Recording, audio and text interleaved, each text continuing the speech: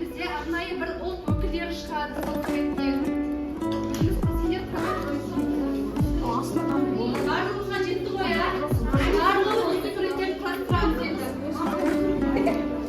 Және де сол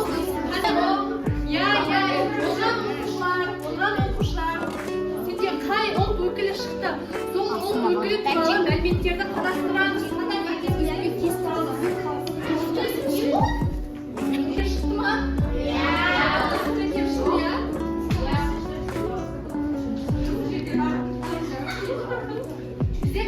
Ресей мемлекетінде тұрады. Олар Қазақстанда тұрады. Олар орысша сөйлейді және олардың астанасы Москва.